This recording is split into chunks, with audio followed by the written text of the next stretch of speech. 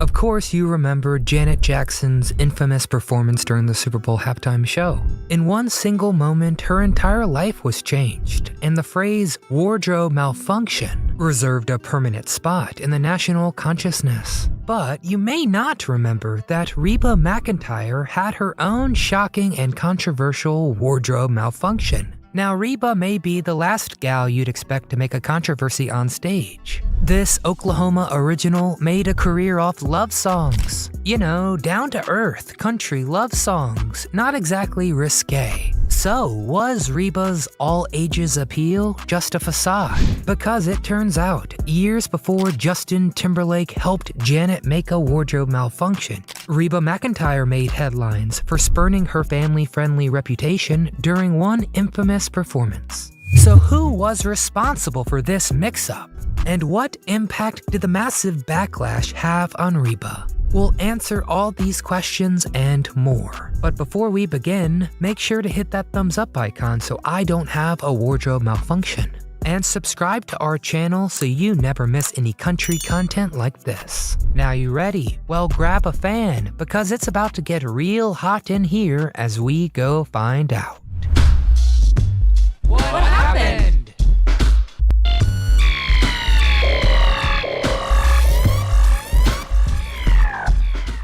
Rodeo Child.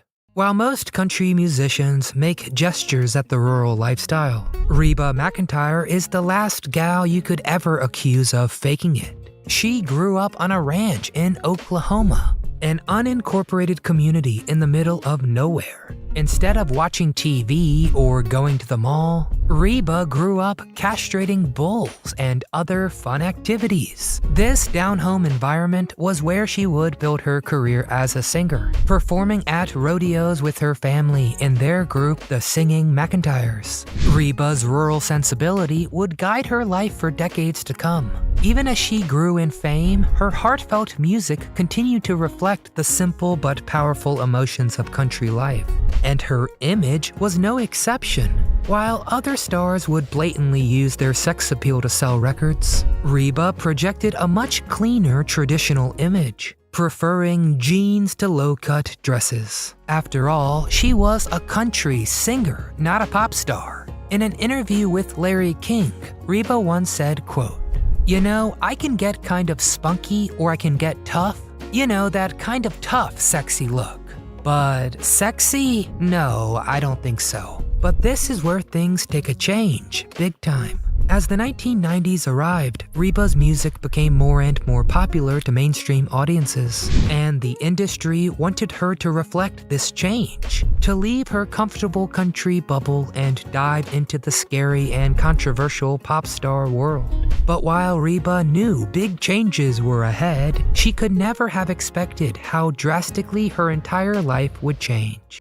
1993. The 1990s were a traumatic decade for Reba. In 1991, her entire life changed in the blink of an eye when a tragic plane crash killed 8 members of her band. Of course, Reba was crushed, but vowed to carry on their memory in her music, dedicating her 16th album, For My Broken Heart, to those lost on that fateful day. Ironically, it was that bittersweet album that would really propel her into the stratosphere. In 1992, Reba put out her 17th album, It's Your Call. This was her first top 10 album.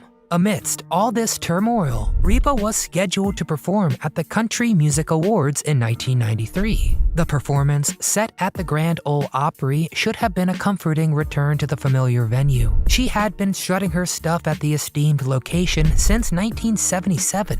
However, the show would turn out to be anything but predictable. She had no idea that what was about to happen would outrage Nashville and the world. In the weeks leading up to the CMAs, Reba was sidelined by a foot surgery. She couldn't go about her business like usual, and as a result, she let her close friend and designer Sandy Spica make most of her decisions. Without her knowledge, Sandy decided to make some changes to the restrained image that Reba had maintained over so many years. But neither Sandy nor Reba could have any idea what these changes were about to unleash. It's showtime. The day had finally come. The 1993 CMAs. Before the show, Reba was preparing in her dressing room at the Opry. When it came time to try on her dress, she was shocked. She thought maybe it's just the lighting. But she did consider turning around and leaving right there. But it was, of course, too late. One of the themes to Reba's career has always been the show must go on. And she knew she had no choice but to go out and face the music, as they say. So what was the deal with Reba's dress, you ask? First of all, it was a total 180 from everything fans had gotten accustomed to about Reba, everything she represented. The dress had bold red fabric to match Reba's hair, and featured a deep, revealing neckline that left very little to the imagination. But it wasn't just Reba's image. Country audiences weren't used to performers wearing such revealing clothing on stage. But in 1993, at the CMAs, it was definitely a big deal. Reba performed as planned, singing Does He Love You? Along with Linda Davis at the CMAs. As usual, she gave a stunning, confident performance. But Reba's singing wasn't the focus of attention, it was that red dress. And the audience didn't even wait for her to get off stage to let her know how they felt. She could hear the jeering even as she performed. When the music stopped and Reba walked off, she was understandably relieved, but if she thought the whole ordeal was over, she was dead wrong. The aftermath. Countless people wrote into their local newspaper to air their grievances about Reba's dress. It was against the spirit of country music, they said. It was a betrayal of everything Reba stood for, they said. It was corrupting the youth, they said. Finding print inadequate for their outrage, many called into their local radio show to complain even more. People were really upset, but it was going to take a lot more to take down Reba McEntire. Heck, she had just been through a horrible tragedy that most people can only imagine. She was not going to let a few angry letters stop her. And as they say, all publicity is good publicity. And so, Reba would continue to wear that dress throughout her career. Years later, Reba would say she got more press off that dress than if she had won Entertainer of the Year. In 2018, she wore the dress once more during a special Christmas performance, proving to the world that even a quarter century later, she still had it.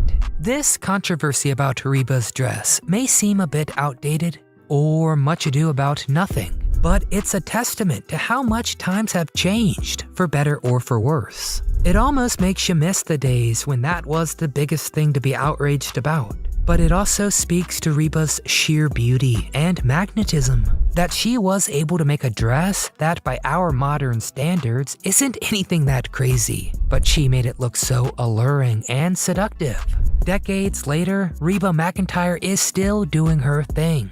Still our country queen and not afraid to push the envelope. Always prepared to own the consequences. Alright, that's enough of me, now we need to hear from you. Do you remember this controversial performance? Did you think it was too much back in 1993? Do you think it's appropriate today? And what is Reba McEntire's greatest song?